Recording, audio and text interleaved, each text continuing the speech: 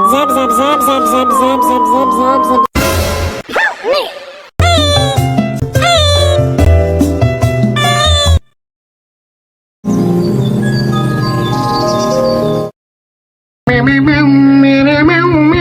Kok India jorok banget sih? Gue jadi penasaran deh.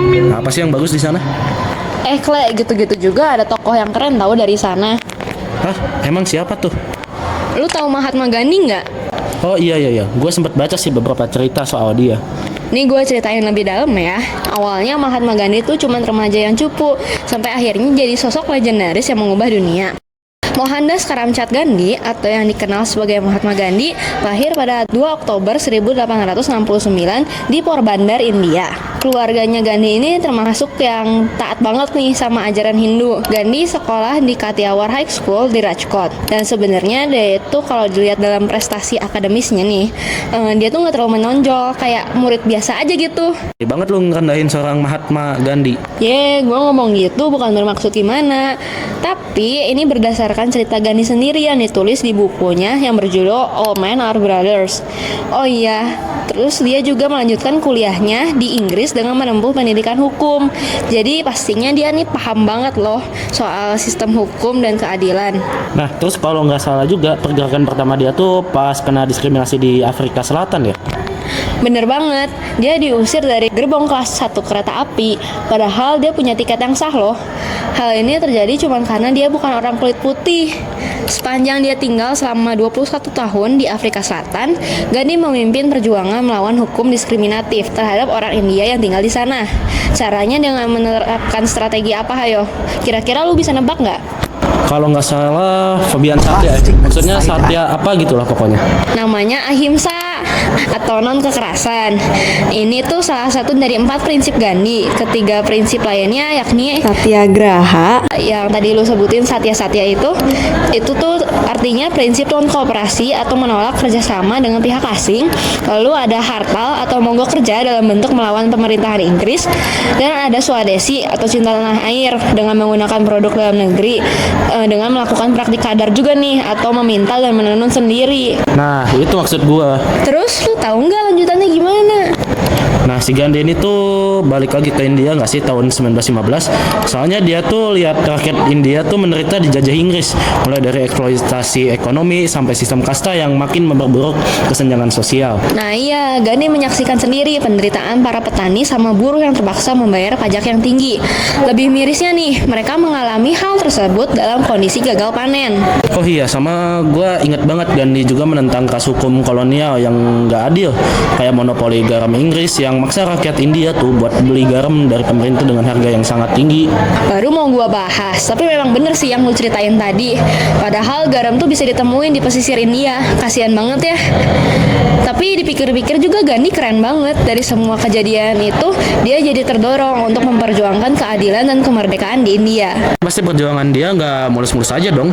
Dia ngadepin banyak tantangan, mulai dari ditangkap, disiksa sama pemerintah kolonial, sampai dikritik tuh sama sesama pejuang kemerdekaan karena pendekatan yang dilakukan Gandhi terlalu pasif. Tapi yang gue salut sama Gandhi itu dia tetap teguh sama prinsipnya, yaitu ahimsa atau non kekerasan, yang menekankan kalau perubahan itu terjadi dengan cara yang damai. Salah satu tindakannya yang paling terkenal itu berhubungan sama monopoli garam yang tadi lu ceritain loh. Aksi tersebut namanya Salt March atau Dandi March yang dilakukan pada tahun 1930. Wah gila sih, gue nggak kebayang aksi protes dengan tujuan untuk melawan pajak garam Inggris dilakukan sepanjang 240 mil atau sekitar 385 km. Nah mereka tuh rela jalan sejauh itu apalagi sambil panas-panasan. Bahkan ada ribuan orang yang ikut dalam aksi ini dan pergerakan kemerdekaan India sampai dinotis loh sama dunia. Tahu nggak kalau pergerakan dia nggak sampai situ aja. Tahun 1942, Gandhi meluncurkan gerakan Quit India dalam bentuk mengusir Inggris untuk segera meninggalkan India. Akibat aksi ini, Gandhi ditangkap dan dipenjara bareng sama pemimpin nasionalis yang lainnya. Namun, kondisi Inggris semakin sulit untuk mempertahankan kekuasaannya di India pada saat itu, karena kan adanya tekanan dari rakyat India sendiri serta situasi global akibat Perang Dunia yang Kedua. Hingga akhirnya nih yang kita tunggu-tunggu, India memperoleh kemerdekaannya pada 15 Agustus 1947. Tapi nggak sampai situ aja loh. Ada tantangan lain yang cukup besar juga yang harus dihadapi nih sama Gandhi. Yang bener aja, bre. Ini mah beneran pakai asli ya. Jadi terjadi perpecahan antara Hindu dan Muslim di India, sampai-sampai India terpecah menjadi dua negara, yakni India dan Pakistan. Pemicunya itu gara-gara adanya perbedaan politik dan agama. Nah, si Gandhi ini tuh yang sangat menentang kekerasan antara kedua kelompok ini berusaha menengahi perdamaian dengan berpuasa sampai mati di rumah seorang Muslim yang paling miskin di Kalkuta sebagai bentuk protes terhadap pertumpahan darah yang terjadi. Nah, ajaibnya kurang dari seminggu bentrokan umat Hindu dan Muslim berhenti. Bahkan beberapa dari mereka mulai berpawai dan berdoa bersama. Lalu saat Gandhi hampir meninggal, setiap orang berdoa dan akhirnya Gandhi mengakhiri puasanya. Gue udah gak bisa komen lagi soal beratnya perjuangan Gandhi. Tapi sayang banget Gandhi wafat dengan cara ditembak di depan umum dari jarak dekat oleh Nathuram Godse, yakni seorang simpatisan kelompok ekstrim Hindu Mahapsa saat Gandhi akan memimpin acara doa bersama. Alasan dia ditembak tuh karena dianggap terlalu membela umat Islam di India dan Pakistan. Gandhi wafat pada hari itu juga di New Delhi, India pada 30 Januari 1948. Sepanjang hidupnya, Gandhi telah bersumpah puasa untuk menghentikan bentrokan sipil sebanyak 17 kali dan dipenjara sebanyak 12 kali. Nah, karena perjuangannya itu, Gandhi jadi subjek komentar ilmiah sekaligus sumber inspirasi bagi para aktivis yang berusaha melawan rasisme, kekerasan, ketidakadilan, dan penindasan. Bahkan sampai ada monumen yang didedikasikan untuk para pemimpin perdamaian di Taman Perdamaian Fresno State. Hal itu jadi bukti dampak global Gandhi. Nah, para pemimpin hak-hak sipil dunia dari Martin Luther King Jr. hingga Nelson Mandela telah menganggap Gandhi sebagai sumber inspirasi dalam perjuangan mereka untuk mencapai hak yang sama bagi rakyat mereka. Selain itu, melalui prinsip hidup Gandhi, ia seakan memberi tamparan keras atas kekuasaan pemerintah Inggris Raya yang dikenal sebagai kaum paling ningrat dan berada pada masa itu. Bahwa prinsip kemanusiaan untuk melakukan perlawanan tanpa kekerasan bukanlah sesuatu hal yang bisa dianggap remeh.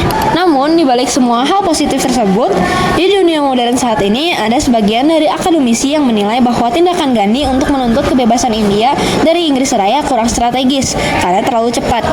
Sementara India pada saat itu masih sangat sulit untuk dikontrol dan mandiri secara ekonomi maupun politik. Prinsip ahimsa atau anti kekerasan yang diyakini Gandhi itu sendiri juga kerap mendapat kritik sebagai tindakan naif yang membuang nyawa. Bahwa membiarkan rakyat tertindas tanpa memberi rakyat kesempatan untuk membela dirinya sendiri atau melawan kembali dengan kekerasan bisa beresiko mengorbankan banyak nyawa tanpa hasil yang jelas dan pasti. Kisahnya Gandhi sendiri itu seru juga ya buat dibahas. Ya nih, walaupun sebenarnya gue lebih suka teori konspirasi sih, tapi mengenal tokoh dunia yang berjasa juga gak kalah seru.